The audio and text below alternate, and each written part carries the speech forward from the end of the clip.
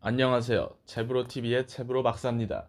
여러분, 지난번에 들려드린 이집트 탈출 이야기랑 요셉 이야기랑 성모 마리아 이야기는 재미있게 들으셨겠죠? 그렇다면 이번에는 그 뒤를 이어서 예수님 이야기를 들려드리겠습니다. 그럼 다 같이 한번 들어볼까요? 예수님 이야기. 하느님은 천사 가브리엘을 나자렛에 사는 마리아라는 처녀에게 보내셨습니다. 가브리엘이 말했어요. 마리아, 당신은 하느님의 은총을 받았어요. 당신은 곧 아들을 낳을 테니 이름을 예수라고 지으세요. 그 아기는 하나님의 아들이랍니다. 9달 후 마리아는 남편 요셉과 함께 베들레헴으로 여행을 떠났습니다. 여관에 묵을 방이 없어서 마리아와 요셉은 할 수 없이 마구간에서 잠을 자게 됐습니다. 그날 밤 마리아는 동물들에게 둘러싸인 채 찬란한 별빛을 받으며 아들을 낳았어요. 저 멀리 들판에서 목자들이 양떼를 돌보고 있을 때 하늘에서 천사들이 나타났습니다. 천사들은 목자들에게 베들레헴에서 하느님의 아들이 태어났다는 기쁜 소식을 알려주었답니다. 목자들은 서둘러 베들레헴으로 달려가 마리아와 요셉 그리고 말구유에 누워있는 아기 예수님에게 인사를 드렸어요. 한편 3명의 동방박사들은 헤롯 왕을 찾아가 말했어요. 유대인의 왕으로 나신 분이 어디 계십니까? 그 말을 듣고 헤롯 왕이 동방박사들에게 말했습니다. 가서 그 아기를 잘 찾아보시오. 그리고 아기를 찾으면 나에게도 알려주시오. 아기 예수님을 찾아 동방박사들은 길을 나섰습니다. 커다란 별이 동방박사들을 안내해 주었지요. 앞서가던 별은 마침내 아기 예수님이 태어난 마구간 위에서 멈춰섰습니다. 동방박사들은 마구간 안으로 들어가 보물상자를 열어 황금과 유향 그리고 모략을 아기 예수님에게 선물로 바쳤습니다. 그날 밤 천사가 나타나 요셉에게 말했지요. 마리아와 아기를 데리고 이집트로 가세요. 헤롯 왕의 병사들이 아기 예수님을 찾고 있어요. 그들은 아기 예수님을 죽이려고 합니다. 그 말을 따라 요셉은 곧바로 이집트로 갔습니다. 동방박사들은 꿈에서 헤롯 왕에게 돌아가지 말라는 하느님의 말씀을 듣고 자기 나라로 돌아갔답니다. 몇 년 뒤 헤롯 왕이 죽자 예수님 가족은 나자렛으로 돌아왔어요. 예수님이 12살이 되던 해 마리아와 요셉은 예루살렘 성전으로 예수님을 데려갔지요. 며칠 후 마리아와 요셉은 집으로 돌아와서야 예수님이 없어진 걸 알았어요. 이리저리 아들을 찾아 헤매던 마리아와 요셉은 예루살렘 성전에서 학자들에게 질문을 하는 예수님을 찾아냈답니다. 세월이 흘러 예수님은 나자렛을 떠나 요단강에서 세례 요한에게 세례를 받았어요. 그러자 하늘이 갈라지며 성령이 비둘기 모양으로 예수님에게 내려왔고 하늘에서 이런 소리가 들려왔습니다. 너는 내가 사랑하는 아들이니라. 광야에서 예수님은 악마의 유혹을 받았어요. 당신이 하나님의 아들이면 이 돌을 빵으로 바꿔보시오. 예수님은 거절했어요. 그러자 악마는 예수님을 성전 꼭대기로 데려갔어요. 전사들이 당신을 지켜줄 테니 뛰어내려 보시오. 이번에도 예수님은 거절했지요. 악마는 세상의 모든 왕국을 보여주며 말했어요. 당신이 나를 섬기면 저 왕국들을 주겠어. 예수님이 대답했습니다. 오직 하나님만 섬길 것이다. 실망한 악마는 마침내 물러갔답니다. 집에 돌아온 예수님은 어머니와 함께 가나에서 열린 결혼잔치에 갔지요. 그런데 잔치 도중에 포도주가 다 떨어지자 예수님이 말했습니다. 항아리마다 물을 가득 부어라. 사람들은 항아리 안에 물을 마셔보니 물은 어느새 향긋한 포도주로 변해 있었어요. 예수님이 갈릴리 호숫가를 거닐다가 물고기를 잡고 있는 시몬 베드로와 동생 안드레를 보았어요. 예수님이 말했지요. 나를 따라오너라. 내가 너희를 사람 낚는 어부로 만들겠다. 예수님은 베드로의 배를 타고 나가며 말했죠. 깊은 곳에 그물을 치거라. 베드로가 대답했어요. 저희는 밤새 한 마리도 잡지 못했는걸요. 하지만 예수님이 시킨 대로 하자 물고기가 많이 잡혔습니다. 예수님은 나인이라는 마을로 갔죠. 성문 밖에서 예수님은 장례인열과 마주쳤습니다. 죽은 사람은 과부의 외아들이었어요. 젊은이여 일어나라. 예수님이 외치자 죽은 사람이 벌떡 일어나 앉으며 말하기 시작했어요. 사람들은 그 모습을 보고 깜짝 놀랐답니다. 예수님은 자신을 따른 사람들 중에서 12명을 뽑아 제자로 삼았어요. 12제자는 예수님 곁에 머물며 함께 하나님의 말씀을 전했지요. 예수님은 산으로 올라가 바위 위에 앉아 제자들과 하나님의 말씀을 들으러 몰려온 사람들에게 가르침을 주었답니다. 어느 날 예수님은 제자들과 배를 타고 나갔지요. 매우 피곤했던 예수님은 곧 잠이 들었어요. 갑자기 비바람이 거세게 몰아치자 제자들은 예수님을 흔들어 깨웠습니다. 예수님은 천천히 일어나 바람과 비에게 명령했습니다. 멈춰라! 그러자 비바람이 멈추고 호수는 곧 잔잔해졌습니다. 호수 건너편에 도착한 예수님은 사람들을 가르치기 시작했어요. 저녁 때가 되어 배가 고파지자 제자들이 말했어요. 예수님, 빵 5개와 물고기 2마리뿐인데 모인 사람들은 5,000명이나 됩니다. 사람들에게 모두 앉으라고 해라. 예수님은 이렇게 말한 후 빵과 물고기를 들고 감사의 기도를 드린 다음 사람들에게 나누어주라 했습니다. 그런데 놀랍게도 5,000명의 사람들이 모두 배불리 먹고도 음식이 많이 남았답니다. 예수님은 한 소녀의 집으로 풀려갔습니다. 죽은 듯이 침대에 누워있는 소녀를 본 예수님은 소녀에게 말했습니다. 이제 일어날 시간이 되었다. 그러자 소녀는 눈을 뜨고 일어나 앉았답니다.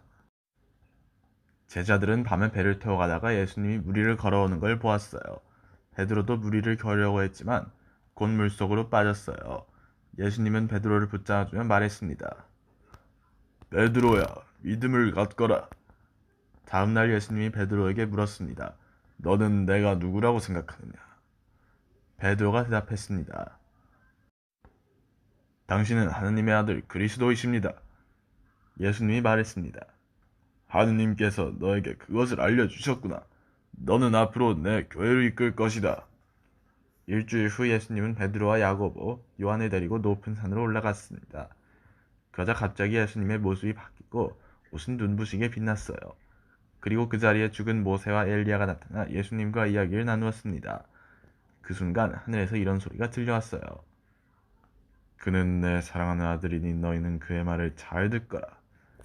제자들이 깜짝 놀라 주위를 둘러보았지만 그곳엔 예수님과 자기들밖에 없었습니다. 예수님은 또 죽은 라자로의 무덤 앞에 서서 큰 소리로 외쳤어요. 라자로야, 나오너라.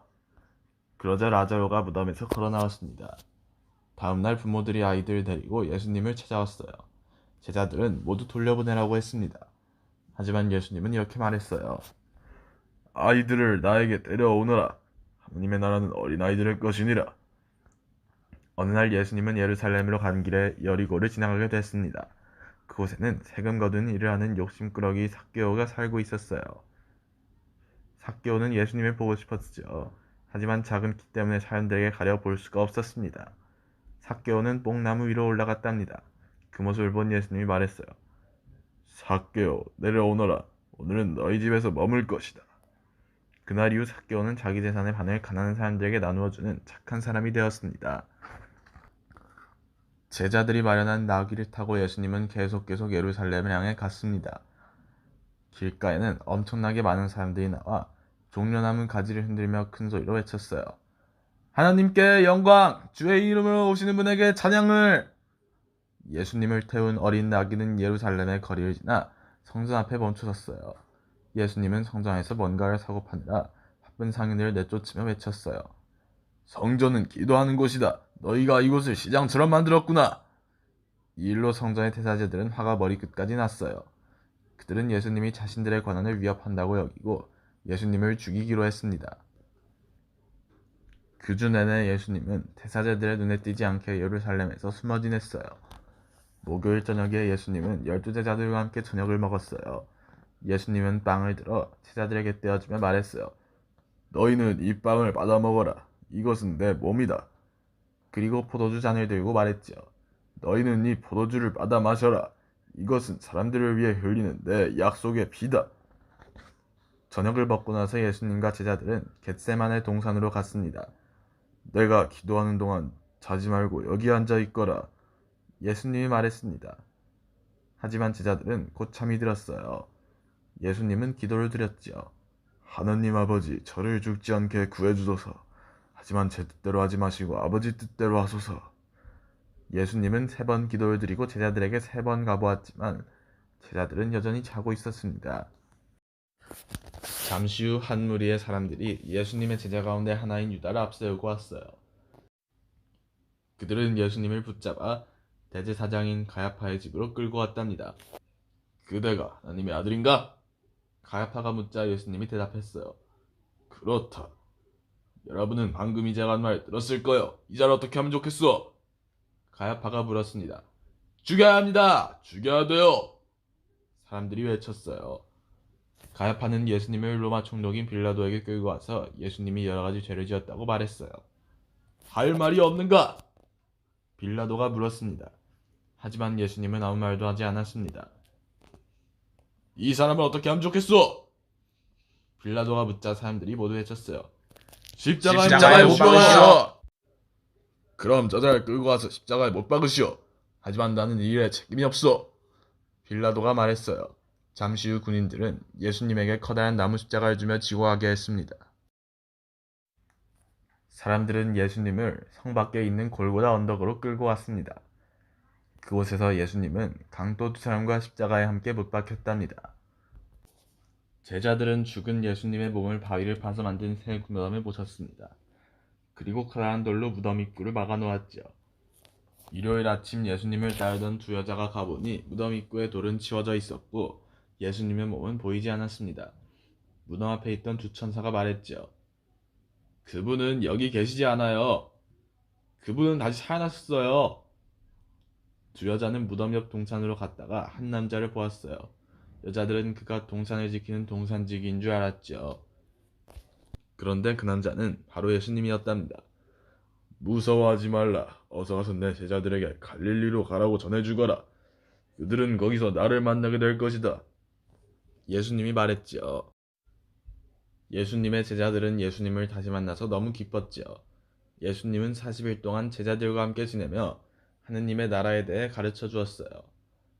하지만 예수님은 이 세상을 떠나야 할 날이 가까워졌다는 것을 알고 있었어요.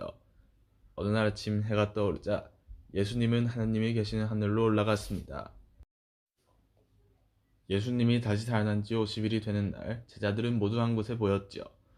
그러자 갑자기 하늘에서 세찬 바람이 부는 것 같은 소리가 들리더니 불길처럼 생긴 것이 제자들의 머리 위에 내렸어요. 그 순간 제자들의 마음은 성령으로 가득 찼지요. 그 후 제자들은 전 세계 곳곳으로 퍼져나가 사람들에게 예수님과 하느님의 나라에 대해 전했습니다. 자, 이번에는 크리스마스 이야기를 들려드릴 건데 예수가 탄생하는 내용이 맞긴 맞지만 예수가 탄생하기 전에 나자렛이란 마을에서 누군가가 태어난 것부터가 시작인데 지금부터 본격적으로 이야기를 시작하겠습니다. 크리스마스 이야기. 옛날 나자렛이란 마을에 아기 당나귀가 태어났어요. 아기 당나귀가 태어난 지 9달이 되었을 때 마리아와 요셉은 아기를 낳기 위해 엄마 당나귀를 데리고 먼 길을 떠나야 했답니다. 마리아와 요셉은 이웃에 사는 레베카에게 집을 비운 사이에 아기 당나귀를 보살펴달라고 부탁했습니다. 엄마랑 떨어진 아기 당나귀는 너무너무 슬퍼서 아무것도 먹으려 하지 않았어요. 그래서 레베카는 아기 당나귀를 엄마에게 데려다 주기로 마음먹었답니다. 레베카와 아기 당나귀는 길을 떠났어요. 길은 여행을 떠나는 사람들로 붐볐습니다. 당나귀랑 어떤 아저씨, 아줌마를 못 보셨나요?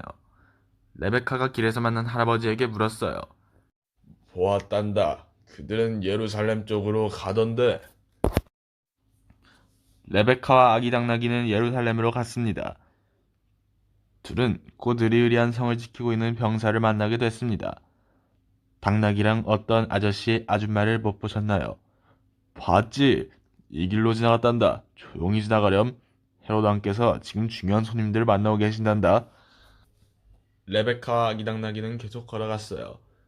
얼마 후 들은 들판에서 양떼를 돌보는 목자들을 만났습니다. 당나귀랑 어떤 아저씨, 아줌마를 못 보셨나요? 봤단다. 그들은 베들레헴으로 갔어. 레베카와 아기 당나귀가 베들레헴에 거의 다 왔을 때였습니다. 갑자기 하늘에서 천사들의 노랫소리가 들렸지요. 그러더니 커다란 별 하나가 베들레헴의 작은 마을을 환하게 비추었습니다. 레베카와 아기 당나귀는 베들레헴에 도착해서 어느 여관 주인에게 물었어요. 당나귀랑 어떤 아저씨, 아줌마를 못 보셨나요? 봤지? 그들은 여기에 묵으려고 했지만 빈 방이 없어서 저쪽 마구간으로 갔단다. 마구간이 어디 있어요? 저 별을 따라가면 된단다. 마구간 위에는 커다란 별이 환하게 빛나고 있었어요. 레베카와 아기 당나귀가 마구간에 가까이 다가가자 아기 울음소리와 엄마 당나귀의 소리가 들렸어요. 레베카와 아기 당나귀는 마구간으로 들어갔어요. 그 안에는 마리아와 요셉과 엄마 당나귀가 있었죠. 그리고 말구유에는 새로 태어난 아기가 누워 있었습니다. 아기 이름이 뭐예요? 레베카가 물었어요. 예수란다. 마리아가 대답했습니다. 아기 당나귀랑 엄마 당나귀는 마리아와 요셉, 그리고 아기 예수님과 함께 이집트로 갔죠. 레베카는 아기 예수님을 보러 온 동방 박사들의 낙타를 타고 집으로 돌아갔답니다. 그 후 마리아와 요셉은 아기 예수님을 데리고 나자렛 마을로 돌아왔어요. 그곳에서 아기 예수님은 레베카와 친구하면서 자랐답니다. 이번에는 예수가 태어난 이후 예수가 어린일 때 이야기를 한번 들어보겠습니다. 그럼 한번 본격적으로 시작해 봅시다. 부활절 이야기. 아주 옛날 일이에요. 사람들이 어린 나귀 한 마리를 예수님에게 데려왔답니다. 어린 나귀는 그때까지 한 번도 사람을 태워본 적이 없어서 겁이 났어요. 그러나 예수님이 다정하게 말을 걸자 곧 마음이 가라앉았지요. 예수님은 나귀의 등에 올라타고 예루살렘을 향해 떠났습니다. 예루살렘 성 근처에는 엄청나게 많은 사람들이 나와 있었어요. 어린 나귀는 길가에 늘어선 수많은 사람들을 보고 깜짝 놀랐어요. 사람들은 예수님이 밟고 가실 수 있도록 겉옷을 벗어 길바닥에 펴놓기도 하고 종려나무 가지를 꺾어다가 길에 깔아놓기도 했어요. 하느님께 영광! 주의 이름으로 오시는 분에게 찬양을! 사람들은 모두 기뻐 소리쳤습니다.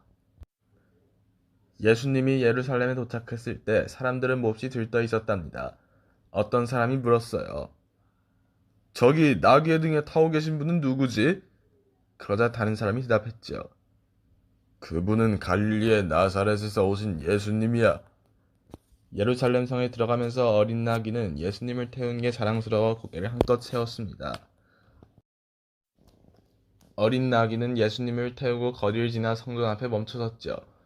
예수님은 성전 안에서 뭔가를 사고 파느라 정신이 없는 상인들을 보았죠. 예수님은 그들을 모두 내쫓으며 이렇게 외쳤죠. 성전은 기도하는 곳이다. 너희가 이곳을 시장처럼 만들었구나. 그 주 내내 어린 나귀는 예수님과 함께 예루살렘에서 지냈답니다. 목요일 저녁에 나귀는 예수님을 태우고 어느 작은 집으로 갔지요. 예수님은 그 집에서 제자들과 함께 저녁 식사를 했죠. 그 집 창문을 통해 어린 나귀는 예수님이 빵을 자르는 모습을 보았습니다. 예수님이 말했어요. 너희는 이 빵을 받아 먹어라. 이것은 내 몸이다. 그러고 나서 예수님은 포도주 잔을 들어올리며 말했어요. 너희는 이 포도주를 받아 마셔라. 이것은 사람들을 위해 흘리는 내 약속의 피다. 저녁 식사가 끝난 다음 어린 나귀는 예수님과 제자들을 따라서 겟세마네 동산으로 갔어요. 예수님이 제자들에게 말했습니다. 내가 기도하는 동안 너희는 모두 여기 앉아 있거라. 나귀는 그곳에 앉아 기다렸지만 제자들은 모두 잠이 들고 말았어요. 잠시 후 한 무리의 사람들이 갑자기 예수님의 제자 가운데 하나인 유다를 앞세우고 나타났어요. 그들은 예수님을 붙잡아 끌고 왔습니다. 그걸 본 예수님의 제자들은 예수님을 버려둔 채 도망가 버렸어요. 어린 나귀와 시몬 베드로만이 도망가지 않고 사람들을 따라 성 안으로 들어갔습니다. 그들은 대제사장 가야파의 집 앞에 도착했어요. 나귀는 가야파가 예수님에게 이렇게 묻는 걸 들었어요. 그대가 하나님의 아들인가? 그렇다. 예수님이 대답했습니다. 그러자 가야파가 사람들을 향해 소리쳤어요. 여러분은 방금 하나님을 모독하는 말을 들었소. 이제 어떻게 하면 좋겠소? 죽여야 합니다. 모두들 큰 소리로 외쳤어요. 사람들은 그의 집에서 나와 예수님을 로마 총독 빌라도에게 끌고 왔습니다. 어린 나귀는 예수님이 빌라도와 수많은 사람들 앞에 서 있는 모습을 보았습니다. 네가 유대인의 왕인가? 빌라도가 물었어요. 그렇다. 너희도 나중에는 그것을 알게 될 것이다. 예수님이 대답했습니다. 대사제들은 예수님이 여러 가지 죄를 저질렀다고 주장했습니다. 너는 할 말이 없는가? 빌라도가 물었지만 예수님은 아무 대답도 하지 않았어요. 저자를 어떻게 하면 좋겠어? 빌라도가 묻자 사람들이 모두 소리쳤습니다. 십자가에 못 박으시오! 빌라도가 말했습니다. 그렇다면 끌고 와서 십자가에 못 박으시오. 그러나 나는 이 일과 상관이 없소. 군인들이 예수님을 끌고 갔습니다. 그들은 가시로 왕관을 엮어 예수님의 머리 위에 씌우고 비웃었습니다. 유대인의 왕 만세! 그들은 예수님에게 나무로 만든 커다란 십자가를 지고 가게 했습니다. 내가 저분을 도울 수 있다면 얼마나 좋을까? 나귀가 이런 생각을 하고 있을 때 사람들 속에서 한 남자가 나와서 예수님이 십자가를 지고 가는 것을 도와주었어요. 사람들은 예수님을 성박 언덕으로 끌고 갔어요. 어린 나귀는 그 뒤를 따라갔습니다. 그곳에서 그들은 예수님을 두 강도와 함께 십자가에 못 박았습니다. 그날 밤 늦게 요셉이라는 사람이 빌라도를 찾아가서 예수님의 시체를 내어달라고 했지요. 요셉은 예수님의 시체를 깨끗한 흰천으로 쌌지요. 그렇지만 요셉 혼자 지고 가기에는 너무 무거웠답니다. 요셉은 예수님의 시체를 나귀의 등에 실었습니다. 어린 나귀는 바위를 파서 만든 새 무덤으로 예수님의 시체를 조심조심 모셔갔어요. 요셉은 예수님의 시체를 무덤 안에 누이고 커다란 돌로 무덤 입구를 막아 놓았습니다. 일요일 아침 일찍 예수님을 따르던 두 여자가 무덤을 보러 왔어요. 그러나 그들이 도착해보니 무덤 입구를 막아 놓았던 돌이 옆으로 치워져 있고 예수님의 시체는 온데간데 없었어요. 나귀는 예수님의 시체가 있던 자리에서 두 천사를 발견했어요. 그분은 여기 계시지 않아요. 그분은 다시 살아나셨어요. 천사들이 말했습니다. 두 여자는 무덤을 떠나 동산으로 갔지요. 나귀도 그 뒤를 따랐습니다. 그곳에는 한 남자가 서 있었답니다. 여자들은 그가 동산을 지키는 동산직인 줄 알았지만 나귀는 그분이 예수님이라는 걸 한눈에 알아차렸어요. 여자들이 두려움에 떨자 예수님은 이렇게 말했어요. 무서워하지 말라. 가서 내 제자들에게 갈릴리로 오라고 전해라. 그들은 그곳에서 나를 만나게 될 것이다. 예수님의 제자들은 예수님을 다시 만나서 너무 기뻤어요. 예수님은 40일 동안 그들과 함께 지내며 하느님의 왕국에 대해 가르쳐 주었죠. 그렇지만 예수님은 이 세상을 떠나야 할 시간이 가까워졌다는 것을 알고 있었답니다. 어느 날 아침 해가 떠오를 때 예수님은 하느님이 계시는 하늘로 올라갔어요. 다음 날 예수님의 제자 가운데 한 사람이 어린 나귀를 집으로 데려다 주었어요. 어린 나귀는 그 후 고향을 떠나지 않고 내내 그곳에서 살았답니다. 자기가 예루살렘으로 모시고 갔던 다정하고 좋은 그분을 평생 잊지 않고 말입니다.